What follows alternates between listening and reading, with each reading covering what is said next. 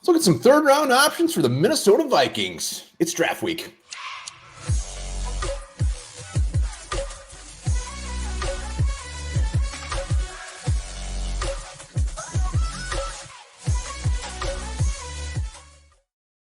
All right, welcome back to Onebar and Lupagus Show. I'm Onebar with Lupagus, and it is draft week, and we're going to look at some third-round options for the Minnesota Vikings. Happy draft day week to everybody out there. Not draft day week, draft week to everybody out there. It's here. It's finally here. It's draft week. We're 4 days away from the NFL draft. Cannot wait for that. Be sure to subscribe to the channel, like the vids, comment as well. Let us know what you think of these third-round options. Do you hate them? Do you love them? Do you think maybe they're going to be gone already? Yeah, give us some third-round options. Join us for the tailgate party before the drafts, 4:30 to 6:30, drinking beers, giving giveaways, and let's do it. You're up. Whammo! Yeah, Deion Henley. The only thing really to say about this guy is, will he even make it to round 3? I hope so. When I'm doing a simulator, I'm hoping at 87, Deion Henley sitting there somehow falls to me, but he's versatile. You can do so many things with this guy. You can drop him in the coverage. You can play him at safety, play him up in the line, play traditional linebacker. The production's there. And what I love about him, too, he had 5 years in Nevada. You know what? He said, I ain't done. I'm going to go one more. Let's go to Washington State and dominate there, too. Yeah, he's fun. And you should watch some of his post games or his press conferences. Dude, it's hilarious. I mean, he's got quite the personality on top of it, which will make it even better. Players seem to love this guy. And yeah, he's like linebacker 1 on a lot of boards. So to get him in round 3, put him next to Asamoah, opposing offenses will be filling their pants with poop. Yeah, not the other stuff. Not the other stuff. We will be filling with the other stuff watching this guy. Henley, he's a late riser on my board. I love him so much. I want him. Next up, guy I don't want. Just to be clear, just because we put him on this board doesn't mean we necessarily want him. But the Vikings clearly are very intrigued. They brought him in for a top 30 visit. We know they've been sniffing around quarterbacks. I've said it a million times. If this was 2003, Tanner McKee would probably be a first-round pick. He's big, 6'6", good arm, but he has no athletic ability. He's a pocket passer. Those are a dying breed these days. So I you know what? I want nothing to do with that type of quarterback right now. I wish him well. And when you're compared to Mike Glennon, it's bad news. Yeah, he may be less mobile than Kirk Cousins, Tanner McKee, just a big, lanky pocket passer. I want nothing to do with him as well. I know you've called him Tanner McPee many times before, and it doesn't against his ability. Just the fact that we don't want him. We need something different at the quarterback position.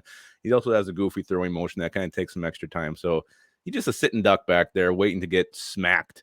Again, to me, this guy's like a career backup. Yeah, we're not being very nice to Tanner, but you know what? I wish him well. I just hope it's not in purple. Yeah, me too. A.T. Perry. Yeah, well, we've always talked about getting a big receiver to pair with Justin Jefferson. How about a 6'5", 200-pounder from Wake Forest named A.T.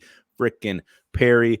He's not just a big guy. I mean, he runs pretty good routes. He's got good hands. He knows when to go up and get the ball. But just you start him as a red zone target, whatever, work him in slowly in this offense. I think he can bring a lot to the table as a rookie and has that potential to grow into a number 2. A.T. Perry, I love him so much. And there's actually a lot of round 3 receivers I'd be very happy with, but A.T. Perry is both top of the list for me. Yeah, there's some draft gurus out there that absolutely love A.T. Perry. They think that he can come in right away and make a big impact. And while we're talking receivers, let's just throw Mr. Rice in there as well. If you've been watching the show for the last couple of months, you know we love Rashee Rice. Absolutely kicked some serious ass. 96 receptions, almost 1,400 yards, 10 touchdowns. big time playmaker after the catch. I think he comes in and just slotted in immediately as your number 3 wide receiver. And then down the road, I mean, it seems to be a guy that maybe in a year or two, he's really going to pop. So we got KJ Osborne. If Osborne doesn't pan out this year at number 2, maybe Rashee Rice next year. He's like, give me that thing. Give me that job. I want it. Yeah, receivers with the last name Rice, they pan out sometimes in the NFL. It's a yak game for me with Rashee Rice. I mean, that guy's so dangerous after the catch, what he can do with the ball in his hands, just like Onebar on a Sunday afternoon. Those things are tremendous, what he can do and what Onebar can do. But he's tough, too, physical. He'll lower his shoulder. He'll deliver a hit. Does not go down easy. Rashee Rice. Let's put him in purple. He's one of the more fun highlights to watch that I've watched. Next up, your boy. Well, you mentioned with Tanner McKee, not necessarily a guy that I really want or am super high on, but I think the Vikings actually have talked to him a little bit. I think I saw that somewhere. I don't know if they actually had him in for a visit, but I think they met with him combine, wherever. But 6'6", 300 pounds. This guy's a space eater. You read about him. They don't say he's exactly explosive off the ball, but he is a little bit slippery. He can get off some blocks. He kind of had a down year last year. He was much better in 2021 than he was last year. I don't think he graded out very highly last year. So you kind of hate to see that the year you're going into the draft. But Javon Dexter, again, with that size, you just can't teach that. And the Vikings can light a fire under this guy's ass, maybe teach you some more pass rushing skills. You could have yourself a little steal in your hands here. Yeah, I mean, he seems like that kind of prototypical just depth piece, backup guy that goes in there in a pinch. And like you said, doesn't mean we want him, but he's always around in this round 3, round 4 area. And we know they need defensive line help. Dexter is just, he ain't going to be that sexy pick, but hopefully down the road, it's got teeth. It's got teeth like Great movie. Crap this morning. Darius Rush, South Carolina cornerback, good size, 6'2", ran like a 4.35, 4.36, something like that. Former wide receiver, a guy that's more of a project. He's not, I don't think he's a guy that maybe sees the field a ton early in his rookie season, but it's all about the upside on this guy. And Darius Rush, when it comes to those second-tier corners, is a big old crush for me. See what I did? Yeah, if you don't get a corner in round 1, I think you hope for Darius Rush to be there in round 3. I think it was the Senior Bowl. He kind of put his name out there, had a very good week, and did well in the game as well. So Darius Rush, yeah, we need to find that corner too. And I don't think, a corner is going to come in right now and replace Andrew Booth. I think the Vikings, Kwesi, they want to make sure that they hit on that pick from last year. I think Booth will get every opportunity to win that job. So I think, Rush probably coming as your number 3 corner, battling with the Caleb Evans for depth spot.